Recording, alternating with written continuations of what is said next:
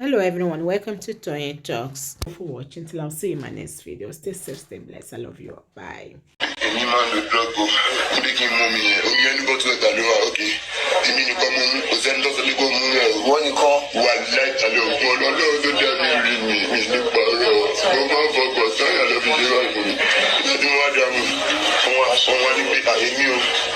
Me never. If I know she go for now. If you don't love mother.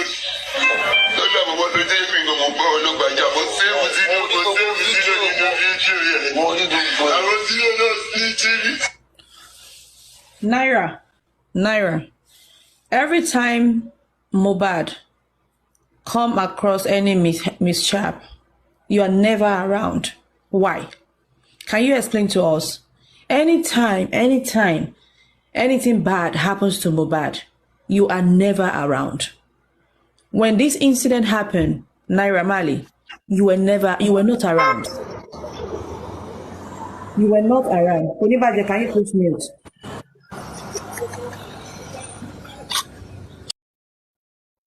You were not around. You were out of the country, as you presumed. The same thing happened when Muhbad was killed. You were not around still. You were out of the country. Naira, you are not smart. You are not. You are not smart at all. Only you planned this NDLA when we the concerned citizen came out to say that Muhbad was arrested by the NDLA. There was no record.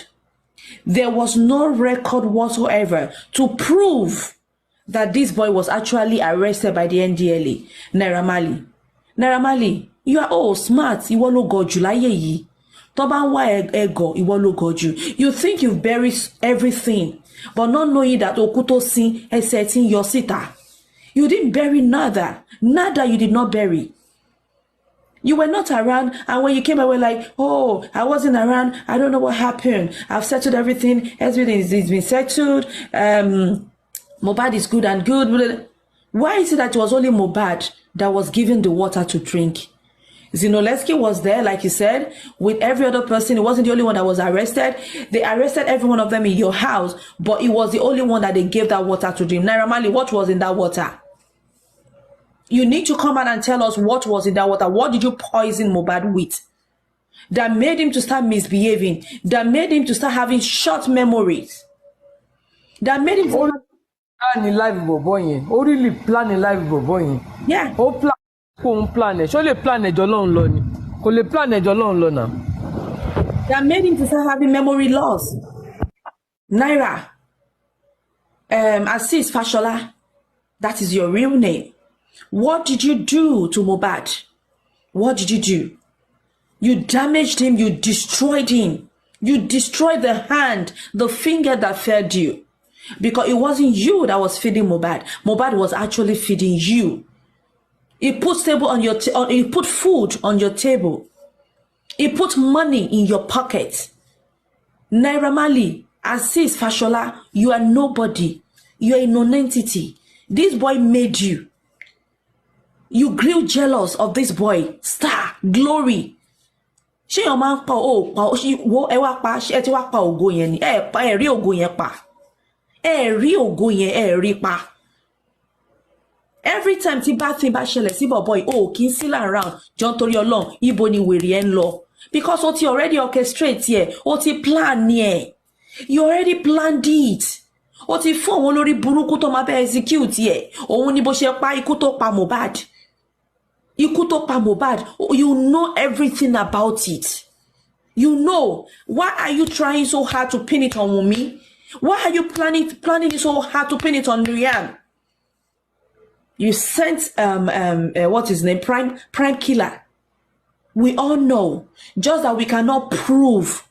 We cannot prove Obe Makweje. We cannot prove it in the court of law. You killed this boy. We cannot prove it in the court of law that you were not present, but you orchestrated everything and you went away. Marley take advantage pé bàbá ọmọdé alátẹnujẹ ló fi wọ bọ̀bọ̀ ìlara. Òun ni Yorùbá sọ pé tí kúlé ò bá pa ni tòlè lè pa ni. Ká ní bàbá ò àbọ̀dé tí ní ó máa jàjà yẹn á lè jẹjà ṣẹ́gun kò bá yìí. Yes, bẹ́ẹ̀ ni bọ́rọ̀ yẹn ṣe rí gan-an lẹ́ṣọ́ ni. Gbogbo àwọn tó súnmọ́ ti gbàbọ̀dé tí ẹ káàárọ̀ mà. Ẹ ṣeun, ẹ ṣe gan-an. Ọ̀lẹ́ bọ́rọ̀ yẹn ṣe rí gan-an lẹ ṣe sọ yẹn. Bàbá ẹ̀ alátẹnujẹ ni. Ó ti wá fi ojú kòkòrò bàbá yẹn, ó ti fìyẹn ó ti wọlé sọ́mọ yẹn lára. Ó ti wá sẹ́ẹ̀tì kinní yẹn up. Ó ti set everything down kó tó di pé ó fìlúlẹ̀. Bó ṣe ṣe yẹn ó kàn fìlúlẹ̀ ni pé òun á fìlúlẹ̀ torí tóun bá fìlúlẹ̀ wọn ní lè suspect òun pé òun lòun ṣe kinní yẹn. Òun ló ṣe kinní yẹn, ìka ènìyàn ni. Ẹlẹ́dàá bọ̀ yẹn ló máa dájọ́ fún un. Ó ti gbàgbé pé ara obìnrin lòun ti jáde. Ọmọ tó ṣekú pa yìí ara obìnrin náà ló ti jáde. Ẹlẹ́dàá àwọn obìnrin á fìyà jẹ. Àdàbí tí kì í bá ṣe ara obìnrin ló ti jáde lókù. Even gan kó má ṣe òun gan ló pa gan pàápàá. Tó bá ṣe pé nǹkan nínà yẹn nìkan ló fi kalẹ̀ fún bọ́ yẹn náà á padà sọ́fà náà ní àkú. Wọ́n ti already sọ́fà ẹ̀, wọ́n ti fi sóró, wọ́n ti fi fìtínà sínú ọkàn àti inú ara, kò sí bó ṣe lè move. Ẹ wá mọ nǹkan tó kàn tiẹ̀ ń bí mi nínú lọ́dọ̀ àwọn ènìyàn ni pé ẹni tẹ́ ẹ mọ̀ yí pé ìkà ni aláìda èèyàn ni a wá tún gbé sàrà orí ibú sàrà òfò a tún gbé jáde ẹ tún máa gba ráìsì lọ́wọ́ rẹ̀ àwọn elébi nà tó jẹ́ kájọ dáwọ́ bòyàn kájọ béèrè ìdájọ́ òdodo fọmọ yìí tán pa. Wọ́n ti gbàgbé pé ó sì lè máa jẹ́ ọmọ wọn ni o àbí àbúrò wọn ni kinní yẹn lè ṣẹlẹ̀ sí. Torí kinní yìí tán bá ti dákọ̀ ẹ̀ báyìí tán stop ẹ̀ báyìí ó sì máa ṣẹlẹ̀ sọ́mọ ẹlòmíì gan-an nínú wa. Ìkà ènìyàn ni ẹ́ Naira Marley. Ìkà ènìyàn ni ẹ́, ìkà ẹ̀dá kan ni ẹ́. Ó dẹ̀ ń pèrè ní mùsùlùmí ó wá náà ń ka Quran tó ń pẹ́ lẹ́dàá yẹn ó ló máa ba tiẹ̀ mọ́gi. Amina ya Rabbi. Àmín. Màmá ẹ̀ wá dákẹ́ màmá ẹ̀ ò sọ̀rọ̀ kó kàn tiẹ̀ sọ̀rọ̀ síta kò wá sọ̀rọ̀ ó wá ń pèrè lábíamọ́. Ìyá mi ẹ má bínú pé mo dọ́rọ̀ mọ́ yín lẹ́nu torí mi ò tó bẹ́ẹ̀ láti dọ́rọ̀ mọ́ yín lẹ́nu. Bẹ́ẹ̀ DJ Slash sọ pé màmá ẹ̀ mọ̀ ń pa ẹ̀.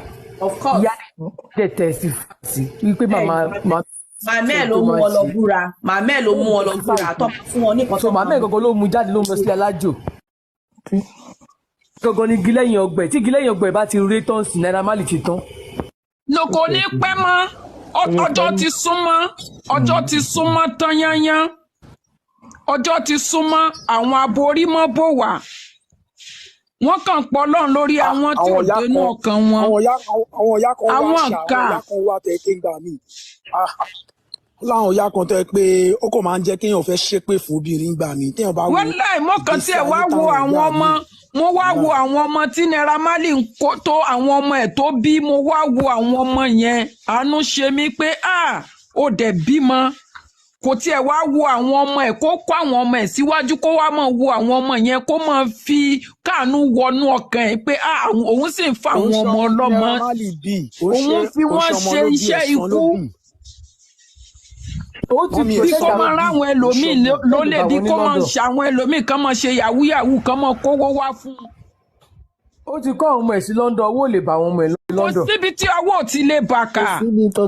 Kò sí ó ṣe máa dàbò bò wọ́n wọ́n máa bà wọ́n. Kò síbi tí owó ò ti lè bá ọmọ ìkà.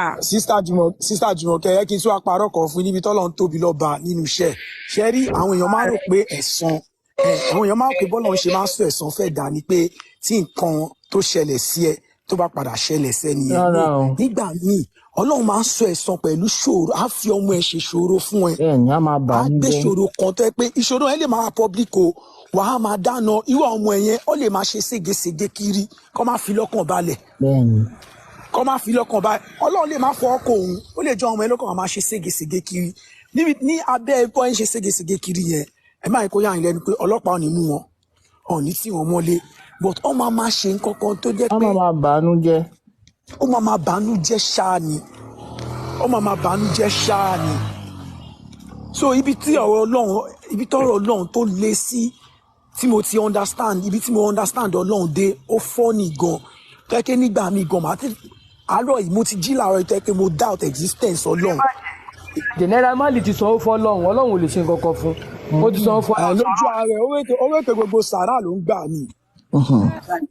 ó ṣe gbogbo sàrà ló ń gbà kó lọ ká lóyún dáadáa ni. ẹ káàárọ̀ mọ̀mí umẹ́ ká wá bá wí báyìí o nígbà tí ìyá Naira ń dáàbò bo tiẹ̀ tí jòsí mú ìyá ọmọ ó lè dànù kò tún lè dáàbò bọmọ ẹ ṣe bẹ́ẹ̀ rí níbi tí wọ́n ti ń fídíò ẹ̀ nígbà téèyàn rí ọmọ ẹ̀ tí wọ́n lù bẹ́ẹ̀ yẹn. olórí burúkú ni jòsí. ṣé bàbá wa nìyẹn ni ṣé bàbá là ń pè yẹn ni. tó bá kó tó kó ọbẹ̀ wọn fowó sí lápò àbí bàbá. ṣé bàbá nìyẹn ni bàbá yẹn ṣe bàbá èèyàn ọmọ mi yẹn kì í ṣe bàbá pàṣípààrọ̀ ni wọ́n ṣe mistake bí Mohbad ni. ẹ̀yin ìyá mi ọmọdé yorùbá má rí kúrò èmi ká nígbà tó ti fẹ́ lọ kí bàbá ẹ̀ ti jẹ́ kó kúrò ń bẹ̀ bọ̀ tó bàbá ẹ̀ ń gba owó lọ́wọ́ Naira kò jẹ́ kó lọ. ọmọ ọlọ́mọ sójú ikú atẹnujẹ ni. àtẹnujẹ bàbá òṣì. ìyá Mohbad tún wá jáde ó ń sọ̀rọ̀ ó ń padà bí àwọn kan tún wá wà lẹ́gbẹ̀ẹ́ kan tó ṣe pé wọn níròrí wọn ní ọ̀rọ̀ wọn ò nítumọ̀ ìgbésí ayé wọn ò nítumọ̀ wọ́n tún wá ń sọ̀rọ̀ kan tiẹ̀ wò pé obìnrin làwọn bí ìyá yẹn ṣe ń sọ̀rọ̀ tó bóyá wọn tiẹ̀ wá understand àbí àtẹnujẹ tiwọn táwọn náà máa jẹ ni kò jẹ́ kán gbọ́n.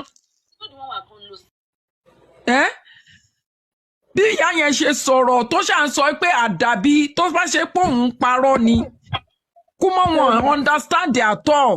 ṣé rí kí jòsí kó kanta woman yẹn rí kó dá lóhùn. àdàbí dẹ̀ jàjẹ́ pé lọ báyìí. bẹ́ẹ̀ni àbí jàjẹ́ pé lọ. ẹni tó bá ti wẹ̀ ṣùṣù tó sọ mẹ́pà dàbí ó mọ nǹkan tó ń sọ òun náà ti gbónú ara ẹ̀ wò kó tó sọ ni pé ṣé mo mọ ní tó bẹ̀rẹ̀ sí ní sàdàbí fẹ́ nìyí. kò ní bàjẹ́ wo á dà fún yín but àwọn ẹlòmíì kí ló ṣe tí wọ́n understand pé àdàbí yẹn ó jàjògùn àfa lọ àdàbí yẹn ó jàjù sàdákà lọ. ṣẹ́rí kì í ṣe gbogbo orí ló ṣe pa ọ̀rọ̀ Mohbad ṣe rí báyìí kì í ṣe gbogbo orí ló ṣe pa lọ́yẹ́kọ̀ ọ̀rọ̀ Mohbad rí báyìí àìmọye àwọn tí bọ̀bọ̀ ti padànù silent tó ti pa lẹ́yìn Mohbad gan tá a ti mọ̀. silently. DJ Slash àánú òkú bàbá ẹ̀ ní oṣù lọ́rùn bọ̀bọ̀ yìí ò bá ya wèrè gbé. Ọlọ́run ló wúyọ ọmọ yẹn náà. ẹ ṣáà rí adúrú àwọn tó wá síta ní first week tó pronounce ọmọ yẹn gbogbo àwọn boys tó ẹ̀pọ̀ connect mọ́ wọn ẹ ṣáà gbọ́ tí kan sọ story bíi Sammy bíi ẹsẹ̀ bó ṣe rí chain tó ń wọ̀ kiri chain ńlá yẹn Game of Thrones chain yẹn bọ̀bọ̀ ẹ ṣáà sọ story pé ọlọ́run èèyàn méjì kan lọ́jọ́ ní transaction ó ní bọ̀bọ̀ kan tó máa ń ta diamond tó máa ń ta gbogbo ẹ̀ ó ta fake diamond fẹ́yàn so ọwọ́ àwọn wa wọ́n ṣàfẹ́ bá bọ̀bọ̀ yẹn fà pé kó dá ó padà àwọn Sammy Larry náà wá gbọ́ sí àwọn ọlọ́gbọ́ sí kéèsì yẹn lọ́ fi wá reach out sí bọ̀bọ̀ yẹn pé kìíní bọ̀bọ̀ yẹn wá sọ fún wọn pé òun ò lè dáwó padà o pé kí Sam Larry máa wọrí òun máa take care Sam Larry ló fi fún Sam Larry ní chain tó fún yẹn láti fi compensate so that òun ní enter òun tóun bá wà around and all. èèyàn jíta ìjì ó pe rẹ̀ ní king of settlement àwọn èèyàn obìnrin pé kí ni nǹkan tó ń settle gọ̀gọ̀gọ̀gọ̀gọ̀ ṣèbú kíní yẹn ṣèbí king of settlement wọn tó ń ṣe kò ju pé tó bá tí táwọn ọmọ yahoo bá ti ní misunderstanding láàrin ara wọn ẹ̀yin máa bọ́ sí wọn láàrin èyí tó bá favour yín òun lè máa tẹ̀lé èyí tí kò favour yín ẹ̀ lù ṣe báwọn gbogbo ọbọ ìyẹn sọ náà wọn ni wọn máa lọ sọyàn sínú omi wọn gba chain lọ́rùn wọn wọn sọyàn sínú omi. àwọn tó ti ṣe káwọn tó débẹ̀ nǹkan àwọn tó kọ́kọ́ ṣe nǹkan kò sí nǹkan téèyàn máa ṣe ní ayé tí ò ní jìrẹ̀ ẹni tó bá ti ń bọ ọmọ lọ́mọ jẹ́ ọmọ tiẹ̀ náà ò lè dáa ẹni tó bá ń bọ ọmọ lọ́mọ jẹ́ kò lè jèrè tiẹ̀.